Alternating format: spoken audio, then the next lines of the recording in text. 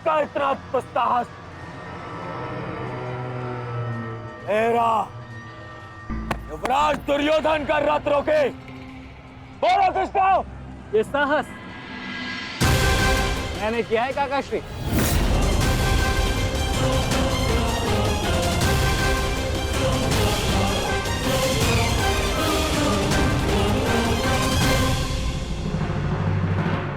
अब बताओ गदाधारी भीम, हम पांचों के साथ युद्ध करने में तुम्हें कहीं भय तो नहीं लग रहा है? भाई और भीम को तुम कौरव भाइयों से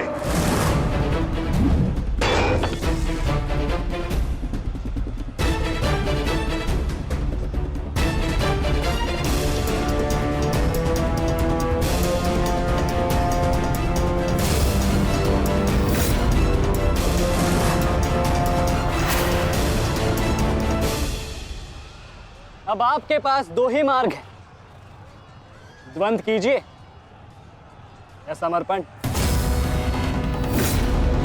जाओ बालक, जाओ जाओ, जाके कहीं और खेलो। मैं दुर्योधन हूं, दुर्योधन। मेरे साथ द्वंद्व करना भारी पड़ेगा तुम्हें। इस भ्रम में मत रहिएगा काकाश्री कि मैं आपसे द्वंद्व करने में सक्षम नहीं। बालक अवश्य, परंतु एक योद्धा भी हूं।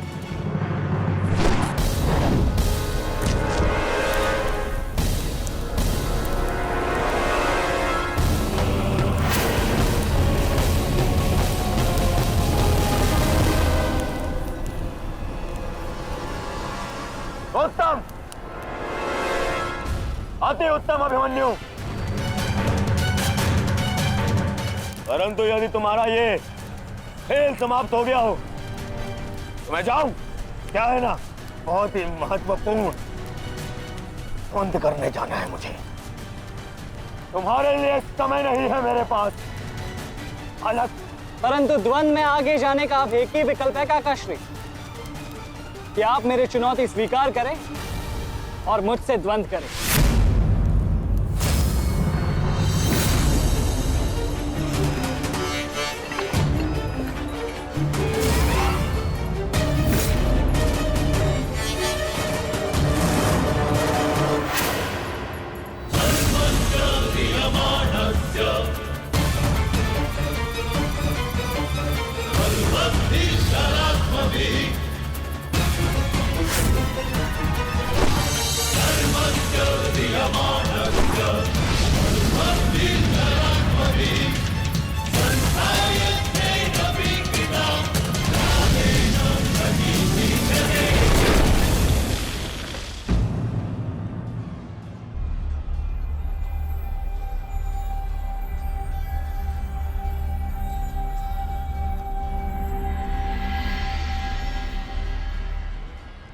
ऐसा शीन प्रहार जो मेरे रथ को हिला भी ना पाया।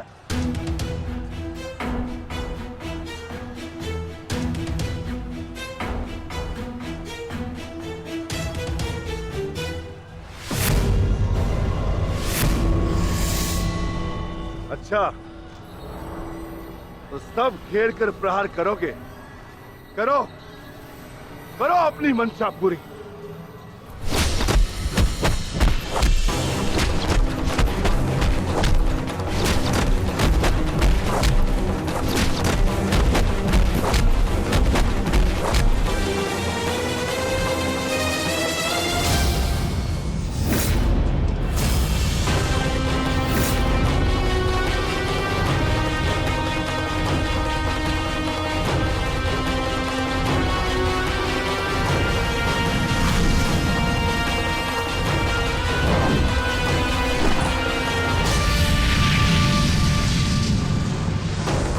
सावधान अंग्रेज!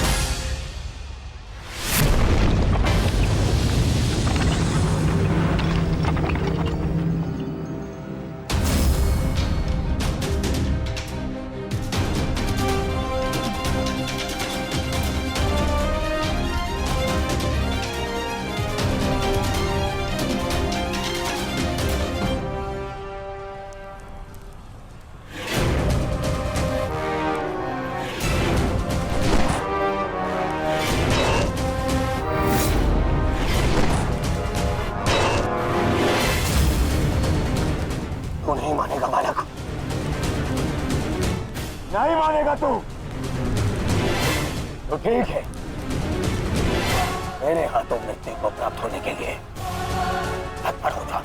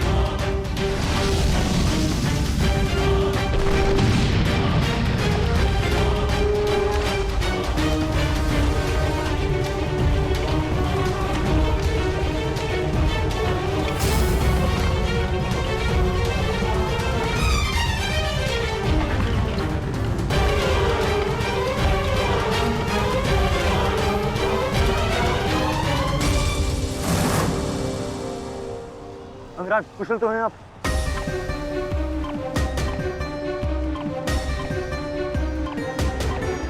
हाँ, परंतु अगर ऐसे ही चलता रहा तो शीघ्र ही अर्जुन हमें इस कुरुक्षेत्र से बाहर निकाल देगा। क्या करें अंगराज?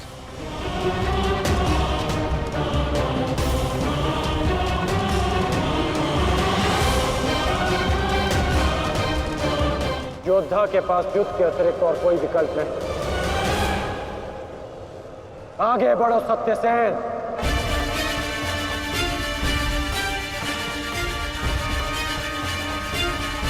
प्रतीत होता है माधव कि कर्ण को युद्ध भूमि से दूर रखने के लिए यह अस्त्र पर्याप्त होगा। किसी निर्णय पर शीघ्र पहुंच जाना उचित नहीं होता पार्थ।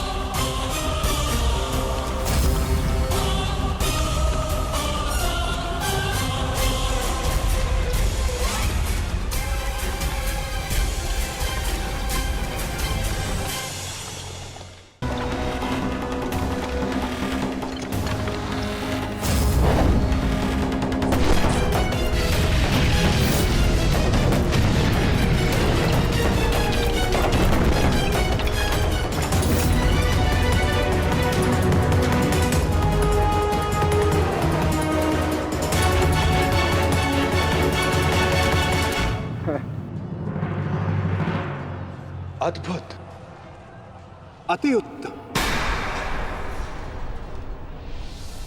अति बलशाली प्रहार कर्ण। तुम वास्तव में एक कुशल योद्धा हो कर्ण। माधव, मैंने अपने बाण से कर्ण को युद्ध भूमि से लगभग बाहर ही धकेल दिया। तब तो आपने मेरी प्रशंसा नहीं की। कर्ण के प्रहार से हमारा रथ तनिक क्या कांपा। आप तो उसकी प्रशंसा ही किए जा रहे हैं। क्यों? शत्रु हो या मित्र, प्रतिभा और कौशल की सदैव प्रशंसा करनी चाहिए पार्थ। यदि ऐसा है तो मेरे प्रहार कर्ण से अधिक शक्तिशाली थे, तब भी आपने मेरी प्रशंसा नहीं की। मानता हूं पार्थ कि तुम्हारे प्रहारों से कर्ण का रथ बहुत अधिक पीछे चला गया और कर्ण के प्रहार से हमारा रथ बस कुछ ही अंगुल पीछे गए। परंतु तुम ये मत भूलो पार्थ कि कर्ण के रथ पर बैठा सारथी एक सामान्य मनुष्य है।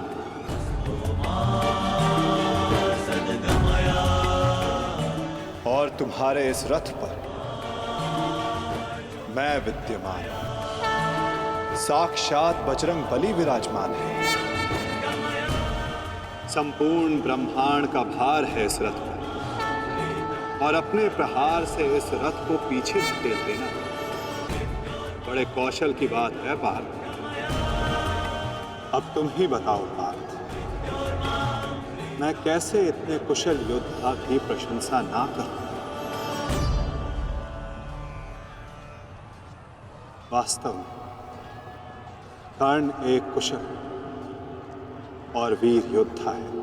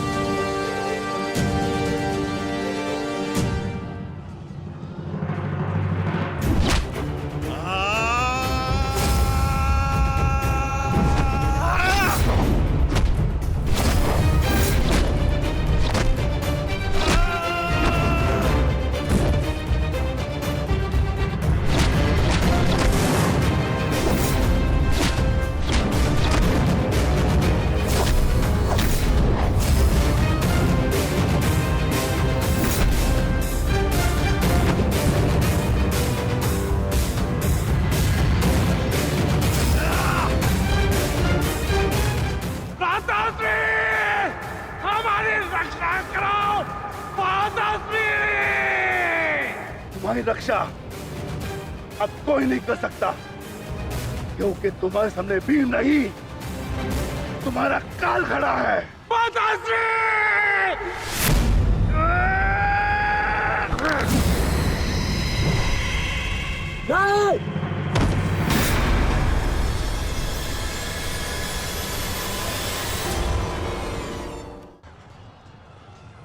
तूने क्या किया? कहाँ चले काकाश्री? द्वंद अभी शेष है।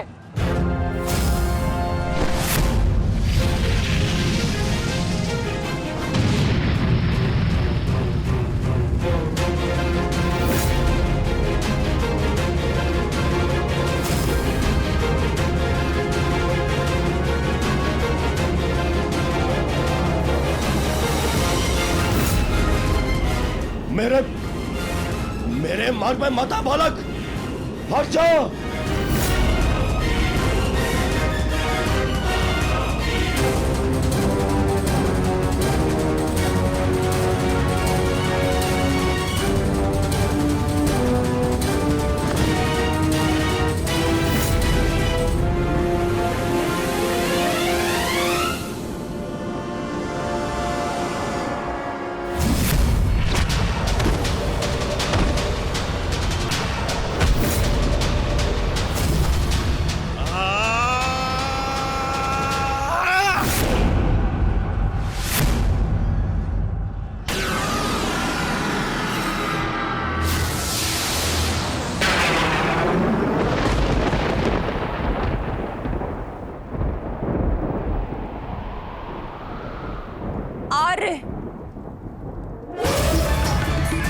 मेरे पुत्रों की रक्षा कीजिए आर्य।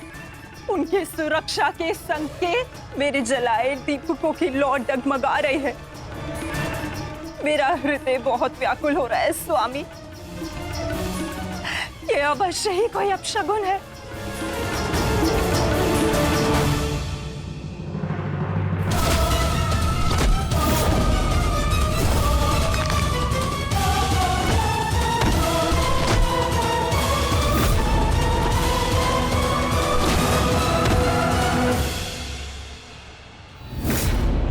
महाबली भीम ने आपके एक और पुत्र का वध कर दिया है महाराज। कह दीजिए संजय से कि ये सत्य नहीं है। ऐसा नहीं हो सकता। यही सत्य है महाराज। महाबली भीम ने आपके पुत्रों का नाश करना आरंभ कर दिया है।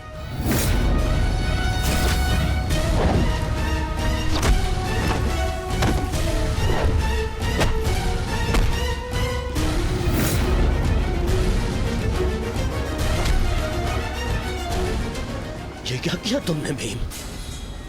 ये क्या किया? समर्थ है तो आकर मुझसे लड़। मेरे भाइयों का रथ क्यों भा रहा है?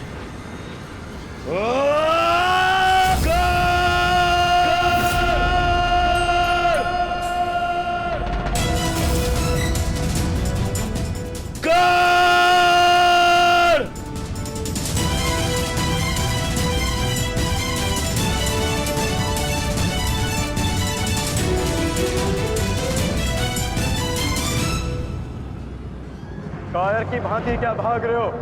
साहस है तो युद्ध करो कर्ण।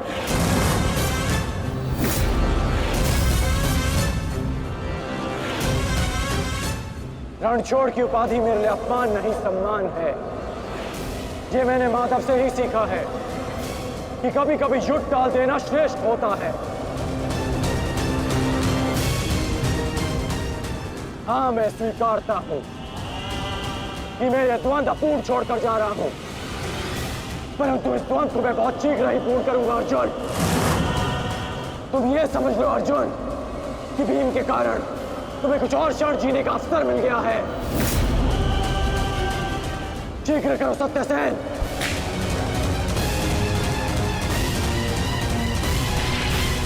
सावधान कर्ण।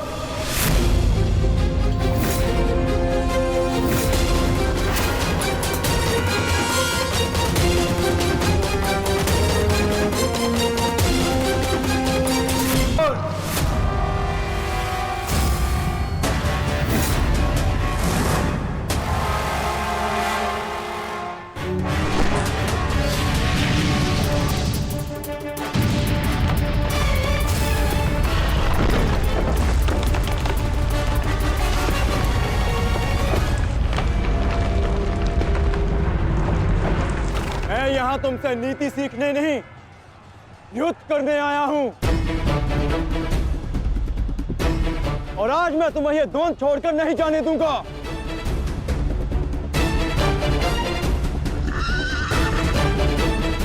अब क्या करें अंगराज? हमारा रास्ता फंस गया है और इसे यहाँ से हिलाना भी संभव नहीं। कैसे बढ़ेंगे हम आगे? हमें किसी भी परिस्थिति में यहाँ से निकलना होगा, अन्यथा भीम वहां अनर्थ कर देगा।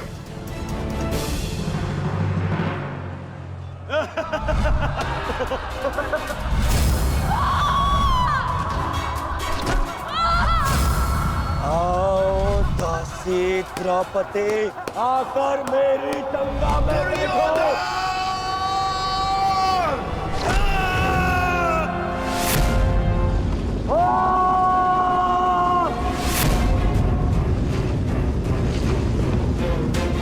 क्यों?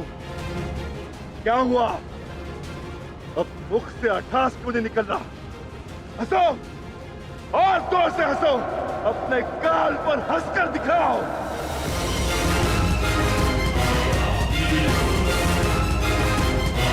सैनिकों,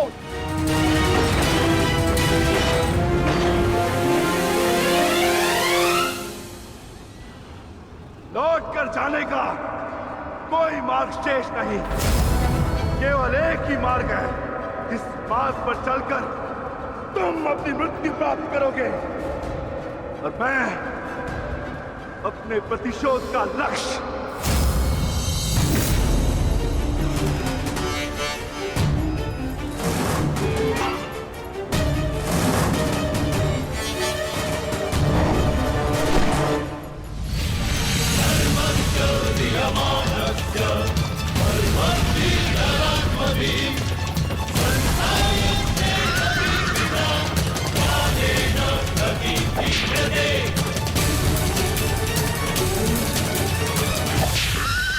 वासुदेव बहुत ही कुशल सारथी हैं अंगराज।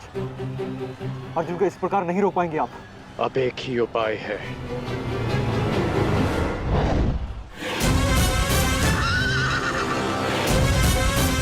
किरणास्त्र।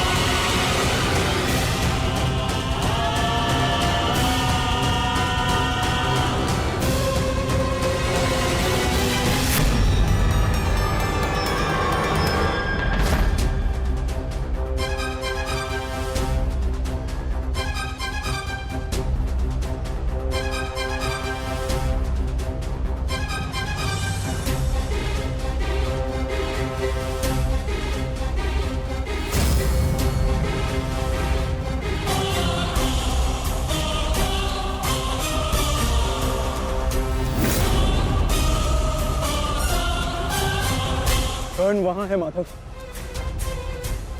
अश्वत्थामा!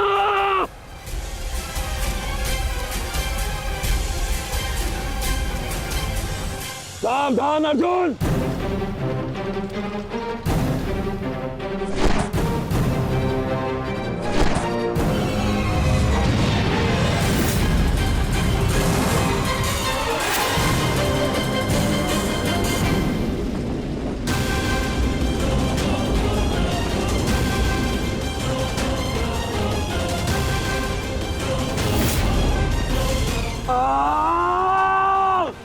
संजय, तुम मौन क्यों?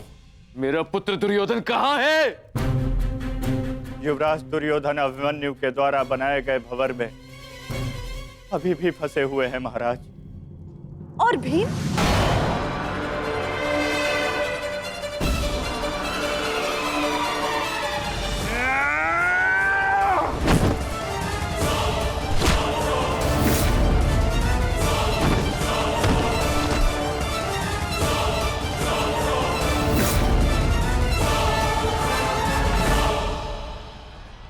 महाबली भीम आपके एक और पुत्र की ओर काल बनकर बढ़ रहे हैं महारानी। संजय, इतनी निष्ठुरता से तुम ये समाचार कैसे दे सकते हो संजय? कैसे? क्षमा चाहता हूं महारानी, किंतु मैं अपने कर्तव्य को पूर्ण कर रहा हूं और मेरा कर्तव्य यह है कि मैं आपको सत्य बताऊं। और सत्य यह है कि आपके पुत्रों का नाश आरंभ हो चुका है।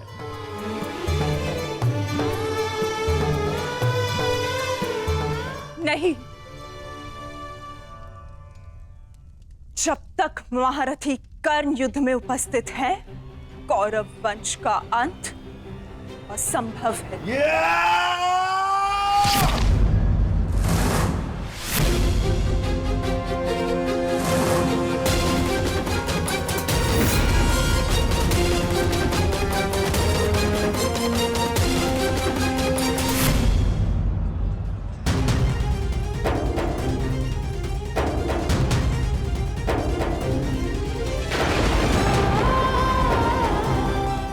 रक्त बह रहा है।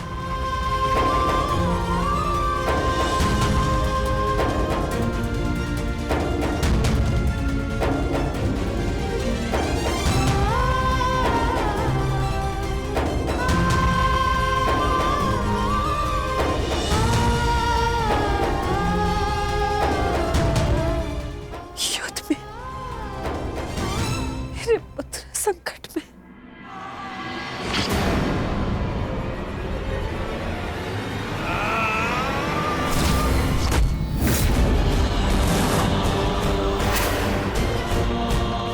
मैं तुम्हें चेतावनी दे रहा हूं कर्ण कि तुम मेरे और कौरव के मध्य मत आओ, क्योंकि तुम मेरा आखेट नहीं, तुम अर्जुन का लक्ष्य हो। मैं अपने अनुज से उसका लक्ष्य नहीं छीन सकता। इसका अर्थ ये नहीं कि मैं तुम्हें दोबारा छोड़ दूंगा।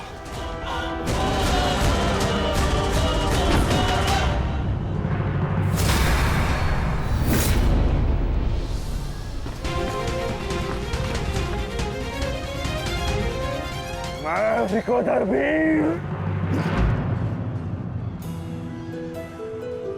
भक्त, एक क्षण के लिए ऐसा लगा कि ये मेरा रक्त है, परंतु नहीं, ये रक्त तुम्हारा है। रक्त का रंग तो एक ही है हमारा, एक क्षण के लिए ही सही। तुमने इसे अपना रक्त समझा, इसीलिए तुम मेरे मानस अनुज हुए, और तुमसे ज्येष्ठ होने के नाते मैं तुम्हें समझा रहा हूं। बस कर्ण बस, एक और शब्द नहीं। इतना दुस्साहस दुर्योधन के फेंके गए ग्रास पर पलने वाले सूतपुत्र स्वयं को मेरा भाई कहने की उदंडता दिखा रहा है। अंतिम चेतावनी दे रहा हूं, हट जाओ मेरे मार्ग से। युद्ध का मार्ग मैंने स्वयं चुना है और इसे मैं नहीं छोड़ने वाला।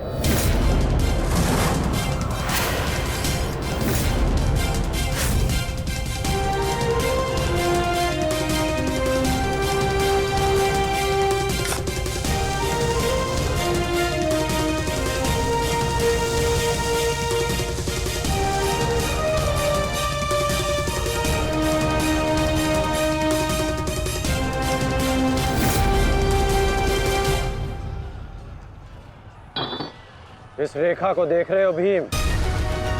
इस रेखा के घेरे के भीतर कौरव सुरक्षित हैं। सूर्यास्त होने में कुछ ही क्षण शेष हैं।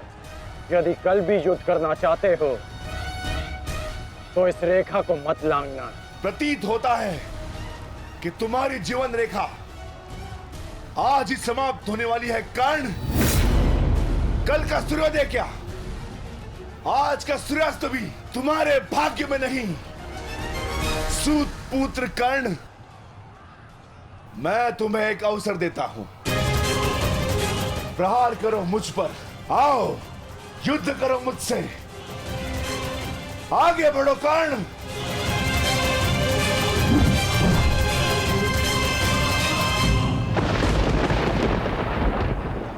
मैं वचन देता हूं कि अर्जुन के अतिरिक्त आपके किसी पुत्र का वध नहीं करूंगा मैं।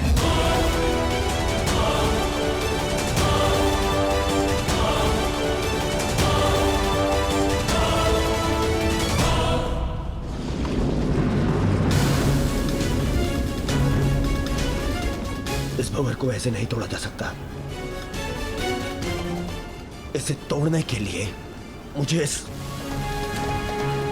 इस भंवर के दिशा के विपरीत दिशा में घूमना होगा ताकि इस भंवर का प्रभाव कम कर सकूं।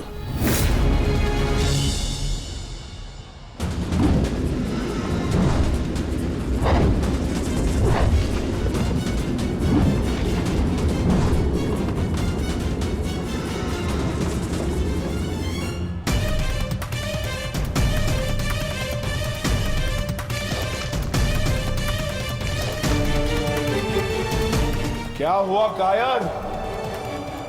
अब तक तो बड़ी डिंगे मारे थे। अरे लज्जा आनी चाहिए तुम्हारी माता को, जिसने तुम जैसे निर्बल को जन्म दिया।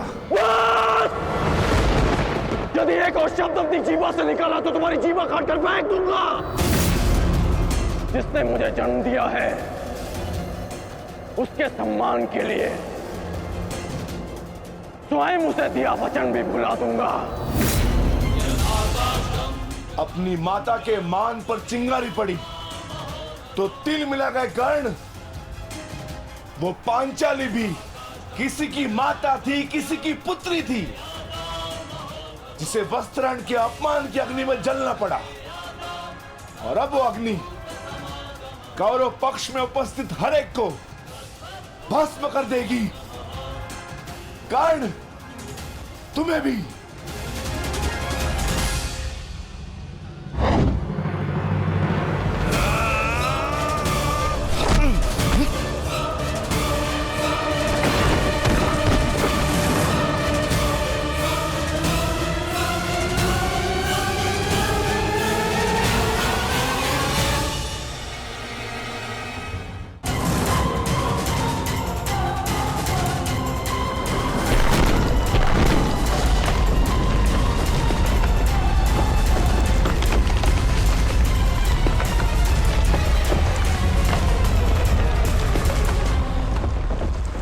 एक महत्वपूर्ण सूचना है कौंते।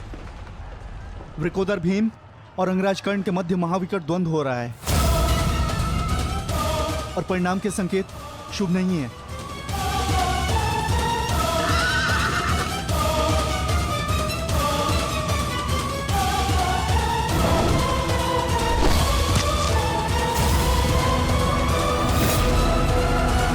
माता, रथ को भ्राता भीम की ओर ले चलो।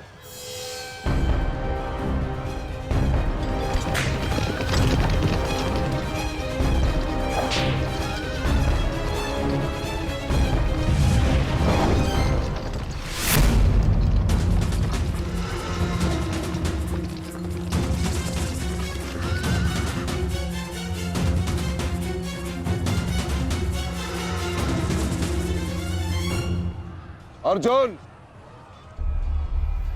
तुमने हर एक परीक्षा में सफलता पाई है। देखना यह है कि तुम इस परीक्षा में सफल होते हो या नहीं।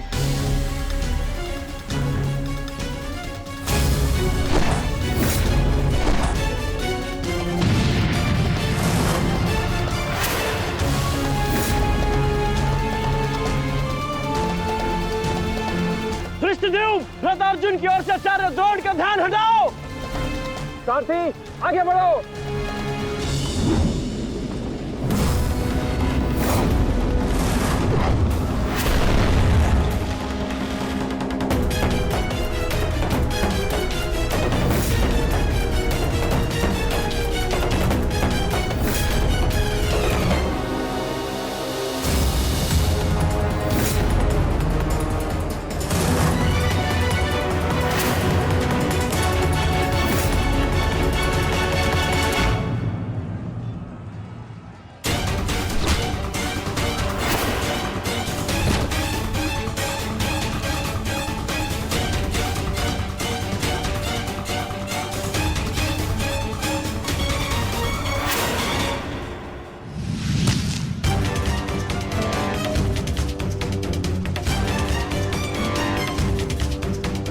तुम बार बार मेरे समक्ष क्यों आ जाते हो?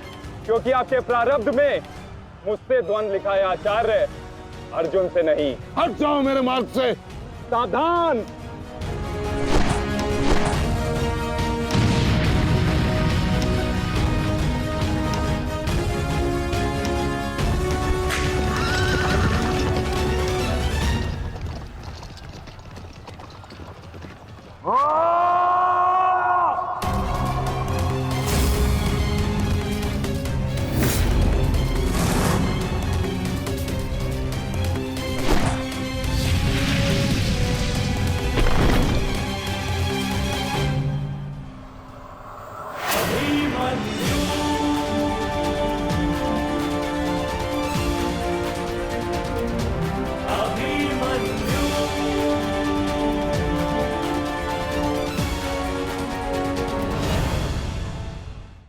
विचित्र बात है ना कि प्रत्येक बार आप मुझसे युद्ध बीच में छोड़कर ही चले जाते हैं। मूर्ख! आज मैं तुम्हें और इस द्वंद को समाप्त करके ही जाऊंगा।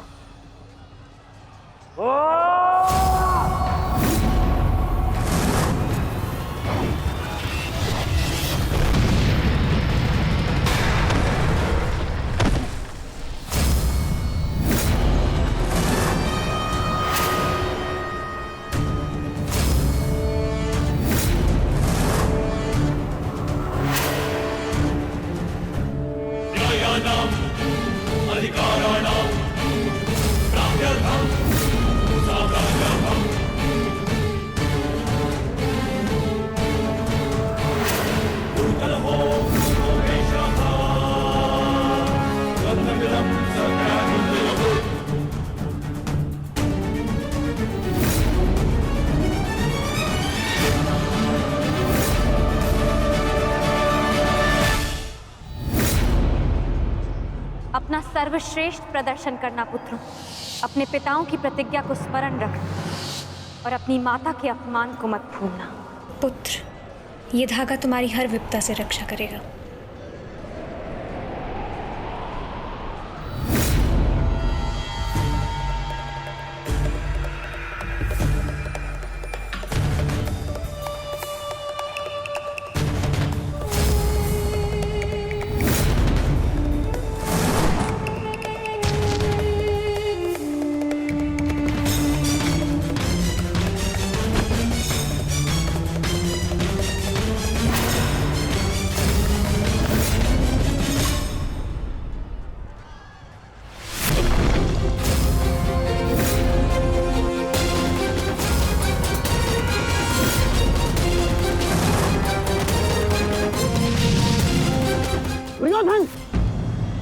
इस बालक के साथ बचकाना खेल बंद करो।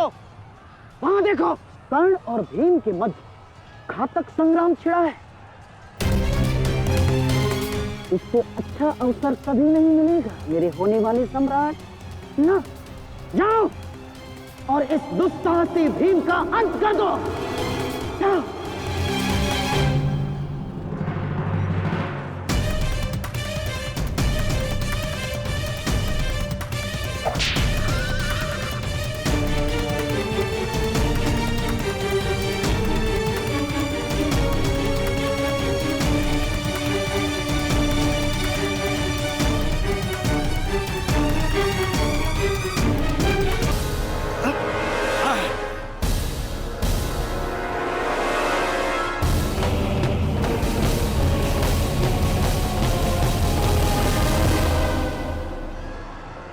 मैंने अपना वचन पूर्ण किया। तुम ये रेखा पार नहीं कर पाए, आज तुम किसी और कौरव का वध नहीं कर पाओगे। बोलो ना सही, मैं तुम्हारा वध कर दूंगा। उसका अवसर कभी और ढूंढना भी, क्योंकि सूर्यास्त हो चुका है।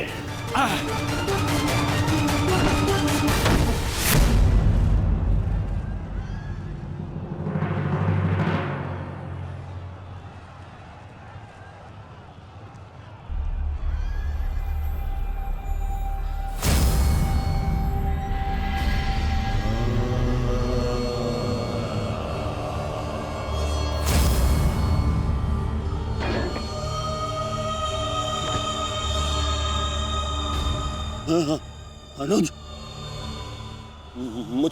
मुझसे बात करो। तुम्हारा चेष्टा है, उत्तर दो से।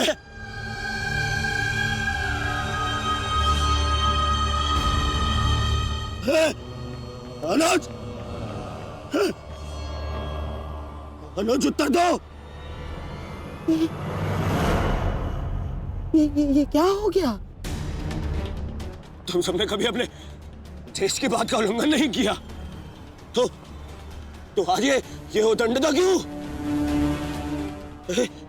उठो, उत्तर दो। उठो, उत्तर। बात करो मुझसे।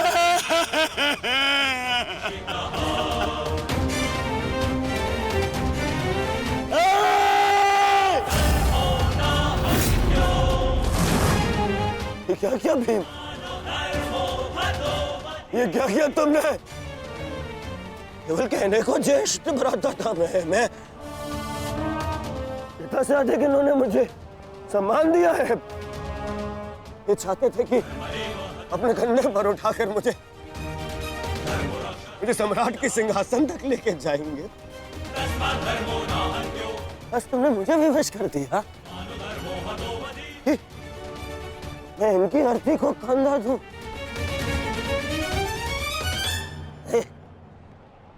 तुमने उचित नहीं किया है भीम, उचित नहीं किया। मैं छोड़ूंगा नहीं तुम्हें, विकोधर मैं नहीं छोड़ूंगा।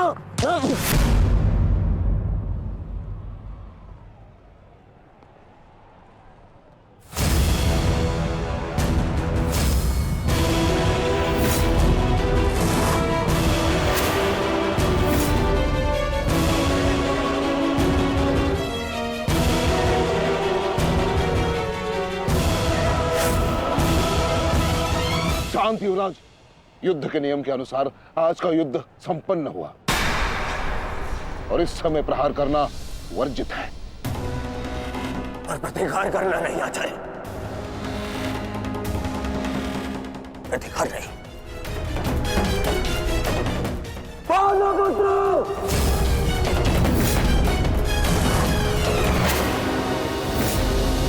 अपने इन 5 भाइयों के निर्मम हत्या का प्रतिशोध लूंगा मैं।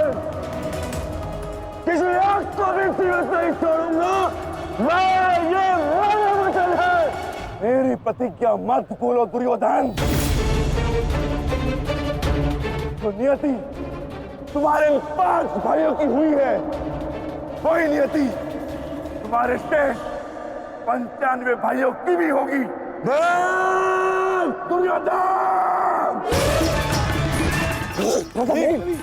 मैं इसे नहीं छोड़ूंगा।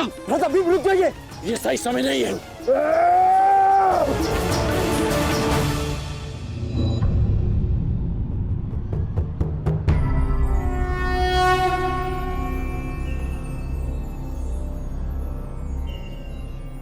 श्रेष्ठ यही होगा कि दोनों पक्ष अपने नियमों को स्मरण रखें।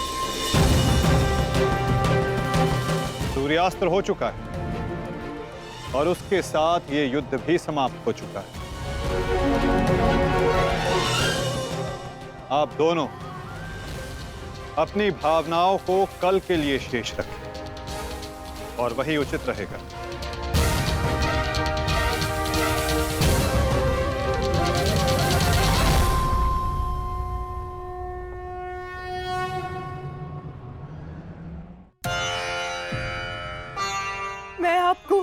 लौटा रही हूँ महादेव।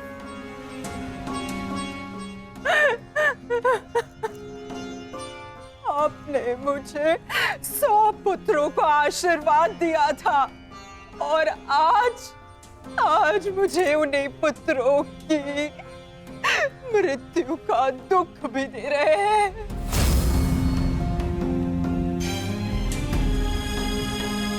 विलाप ना करो गांधारी। युद्ध में मृत्यु होना निश्चित है। कभी स्वयं के पक्ष के योद्धाओं की और कभी विरोधी पक्ष की। ईश्वर को दोष मत दो।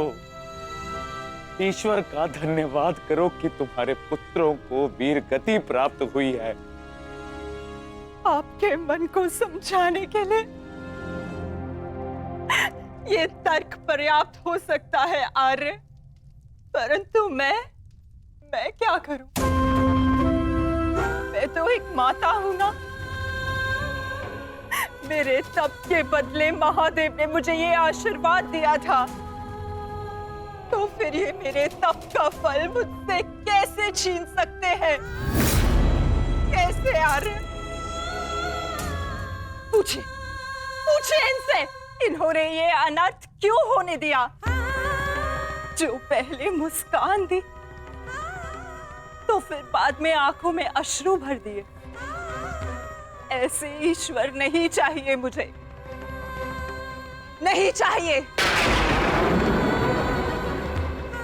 दासी, तुम इस शिवलिंग को इस कक्ष से, इस महल से बाहर कर दो।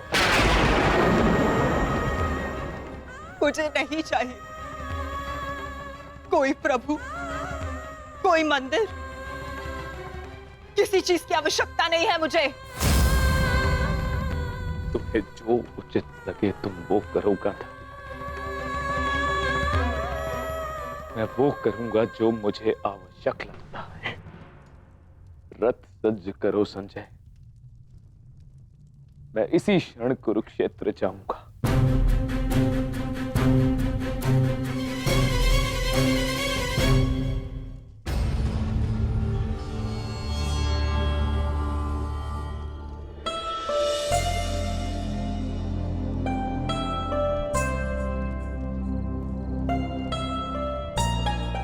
पुत्र,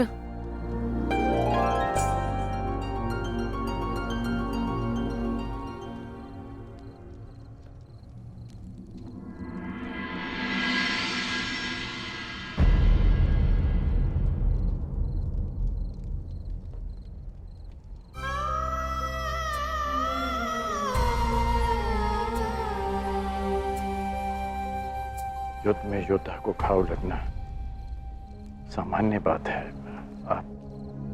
आप चिंतित मत होइए। मैं जो भी कर रही हूँ अपना कर्तव्य समझकर नहीं, बल्कि पश्चाताप समझकर कर रही हूँ। एक पुत्र को खोने का कष्ट, उसकी पीड़ा एक माता ही समझ सकती है। मैं भी एक माता हूं, परंतु दुर्भाग्य से इस अनर्थ को रोकने में सक्षम नहीं हूं। इसलिए लेप लगा रही हूं अपने मन के घाव को, थोड़ी शीतलता देने का प्रयास कर रही हूं। पुत्र, तुम दुर्योधन के पास जाओ। इस समय उसे अपने मित्र की सबसे अधिक आवश्यकता है।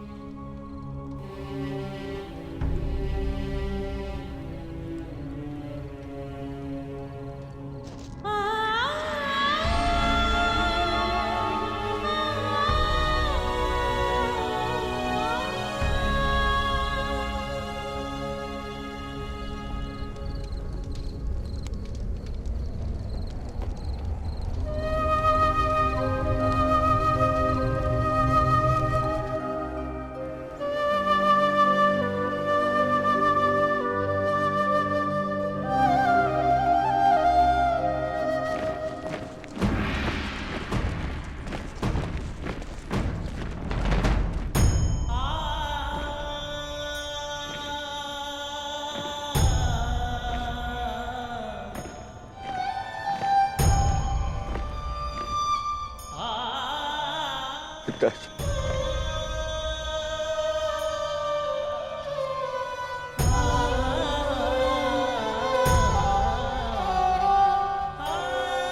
पिताजी,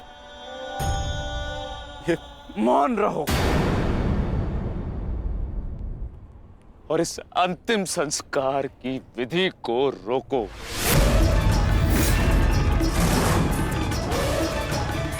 मेरे पुत्रों का अंतिम संस्कार नहीं होगा।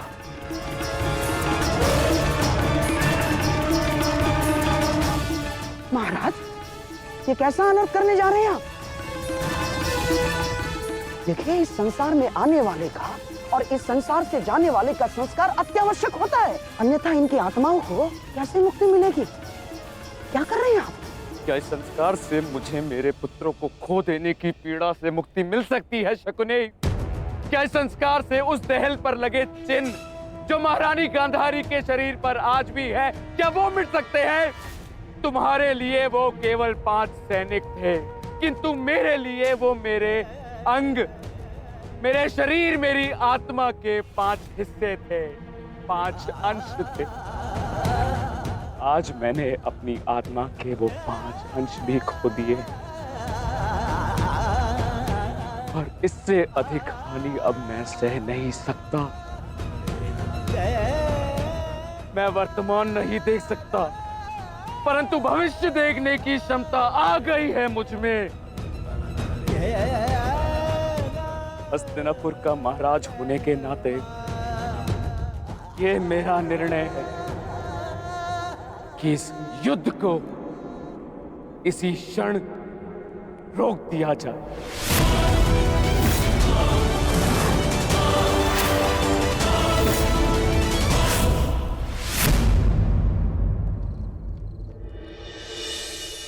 पिताश्री,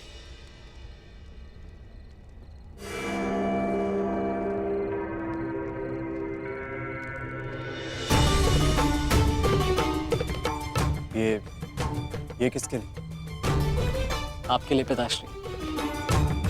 आज आपको अंगराज कर्ण के 2 बाण लगे थे ना, उनके उपचार के लिए।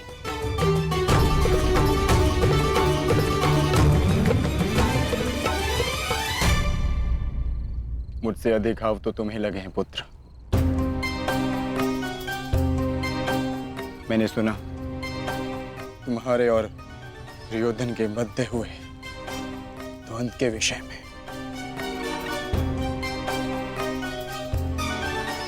तुम्हें ऐसा नहीं करना चाहिए था अभिमन्यु।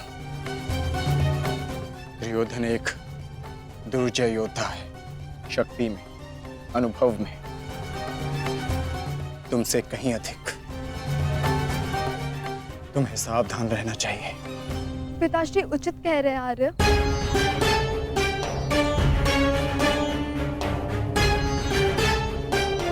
किंतु एक योद्धा के लिए ये विचार सुनना और स्वीकार करना दोनों ही अनुचित है। और छिपकर 2 योद्धाओं की बातें सुनना भी अनुचित है उत्तरा। इसलिए यहां आओ।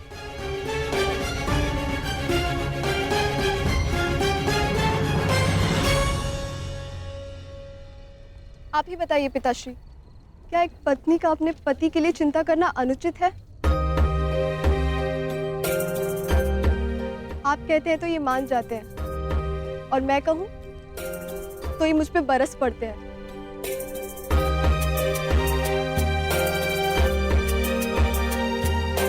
आप ही ने कहा था ना कि काकाश्री दुर्योधन के साथ द्वंद्व करना इनके लिए उचित नहीं है। प्रभु का धन्यवाद कि ये सकुशल युद्ध भूमि से वापस आ गए। अगर कोई अनहोनी हो जाती तो? योद्धा यदि वीर गति को प्राप्त करे तो ये उसके लिए गर्व की बात होती है उत्तरा, अनहोनी की नहीं।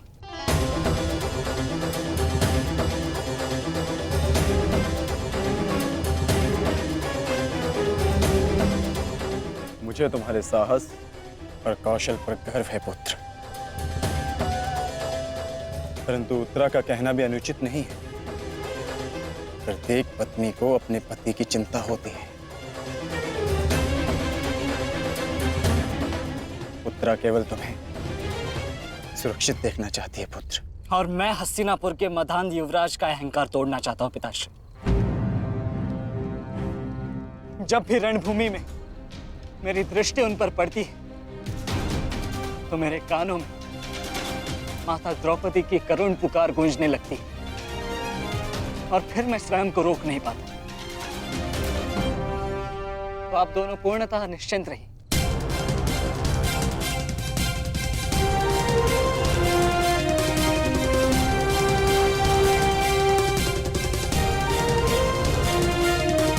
क्योंकि मेरी सुरक्षा के लिए माता यज्ञसेनी का आशीर्वाद है मेरे साथ।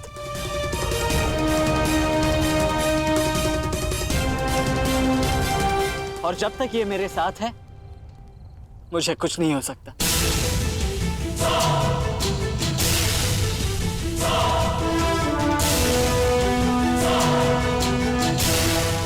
आपके तेज के अंश का प्रहार और माता के आशीष की ढाल जब तक मेरे साथ है, मैं काका श्री दुर्योधन के समस्त कौरव सेना का सामना अकेले करने में सक्षम हूं।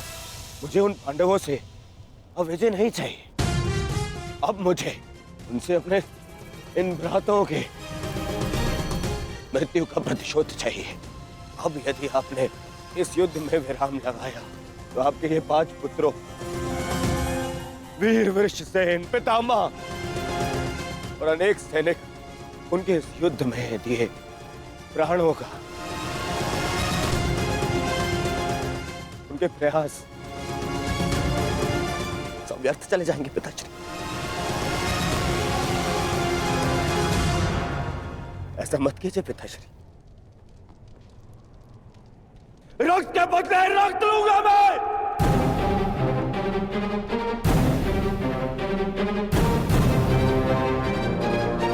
अपने अपने पुत्र को है। वो पांडव अपने पुत्र को के और हम मुझे पाएंगे पिताश्री। मूर्खतापूर्ण बातें मत करो दुर्योधन। पितामह और अपने भाइयों के परिणाम से आने वाले भयानक भविष्य के संकेत को समझो। तुम्हारे होते हुए, गुरु द्रोण के होते हुए, कर्ण के होते हुए मेरे 5 पुत्रों को निर्दयता से मार दिया गया। पुत्रों को खोकर मैंने युद्ध जीत भी लिया, तो भी ये पिता हारा हुआ ही कहलाएगा पुत्र। अब और विनाश मैं नहीं सह सकता। मैं कल ही कुरुक्षेत्र जाकर पांडवों से संधि की याचना करूंगा।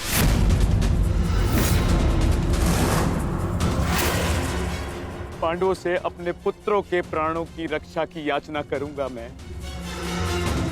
क्योंकि केवल यही एक मार्ग शेष है। मुझे इस युद्ध भूमि, इस युद्ध से दूर रखने का एक और उपाय है पिताश्री।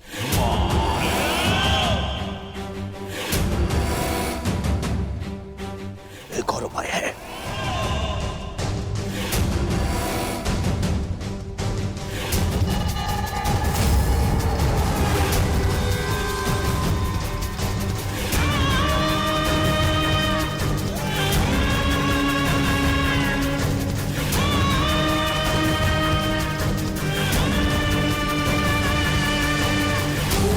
उपाय यह है कि आप इसी क्षण मेरा वध कर दें। अभी मेरे प्राण हर ले, क्योंकि मैं न संधि करूंगा और न ही याचना करूंगा उन पांडवों के समक्ष।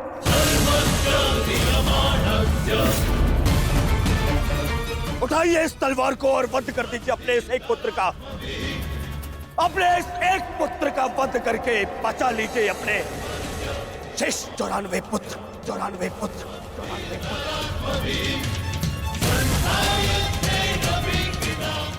लीजिए और प्रहार करिए मुझ पर। लीजिए, उठाइए इसे और प्रहार करिए अपने इस पुत्र पर, क्योंकि वो अब पांडवों के समक्ष नहीं झुकेगा। मेरे मित्र से पूर्व आप मेरा वध करें। यदि आपको हम पर विश्वास नहीं तो हमें जीवित रहने का कोई अधिकार नहीं। आप मेरा वध करें या हमें एक और अवसर दें। अपने पुत्रों के बलिदान को व्यर्थ मत जाने दीजिए महाराज। युद्ध लड़े बिना पराजय स्वीकारने से तो अच्छा है कि आप अपने हाथों से हमें मृत्यु प्रदान करें। आपने अपने पुत्र के लिए जो स्वप्न देखे हैं, क्या उनमें वो स्वप्न भी सम्मिलित हैं जिनमें वो अपने शत्रुओं के सामने क्षमा याचना करे?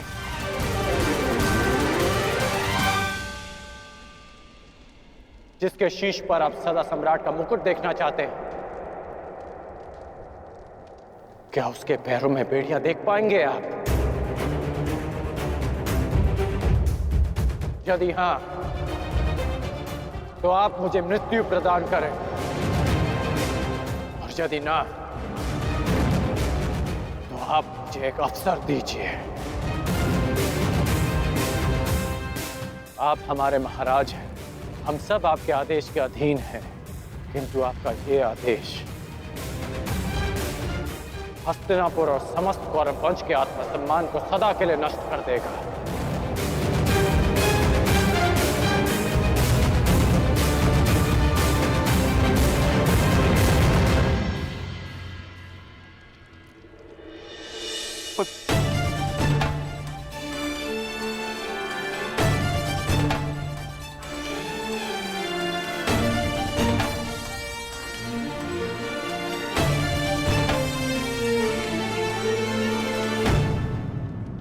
मैं क्या करूं पुत्र? एक पिता के लिए अपने पुत्र की अर्थी का बोझ इस जीवन का सबसे बड़ा बोझ होता है पुत्र, परंतु मुझसे ये बोझ सहन नहीं होगा। विश्वास कीजिए